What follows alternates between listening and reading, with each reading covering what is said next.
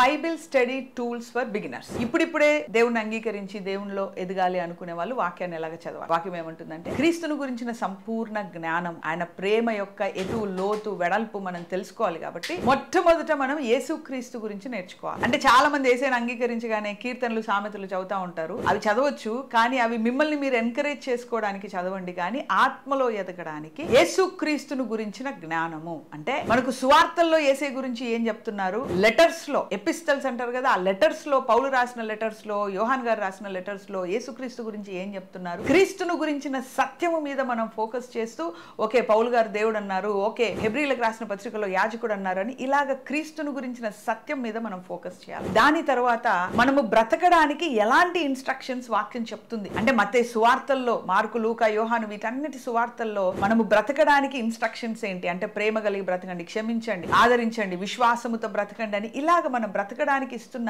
Instructions ఏంటి? ఒక భర్తలాగా, భార్యలాగా, కుమార్తెలాగా, కుమారుడిలాగా, ఉద్యోగస్తుడిలాగా వాక్యము నాకేం నేర్పిస్తుంది అని దాని మీద ఫోకస్ చేసి అవి నేర్చుకోండి. దాని తర్వాత ప్రతి ఒక్క లెటర్ లో స్టార్టింగ్ 1-2 చాప్టర్స్ అనేది డాక్ట్రిన్ మీద మాట్లాడుతుంది. అప్పుడు డాక్ట్రిన్ మీదకి వెళ్ళండి. ఆ డాక్ట్రిన్ ఏంటి అంటే, సిద్ధాంతాలు ఏంటి, ఏ సిద్ధాంతము కరెక్ట్ అనే సిద్ధాంతాల్లోనికి వెళ్ళండి. కొందరు డైరెక్ట్ గా సిద్ధాంతాల్లోనికి దూకేసి డైరెక్ట్ గా ఆర్గ్యుమెంట్స్ లోనికి వెళ్తారు. కానీ మొట్టమొదట క్రీస్తును గురించిన జ్ఞానము, క్రీస్తును పోలి నడుచుకోవాల్సిన జ్ఞానము మనం నేర్చుకొని దాని తర్వాత సిద్ధాంతాల్లోనికి వెళ్ళి ఆ సిద్ధాంతాల ప్రకారం మనము నేర్చుకుంటా ఉంటే అనేక మందికి బోధించగలుగుతాం, మనము ఆత్మలో ఎదగగలుగుతాం. ఆమేన్. God bless you.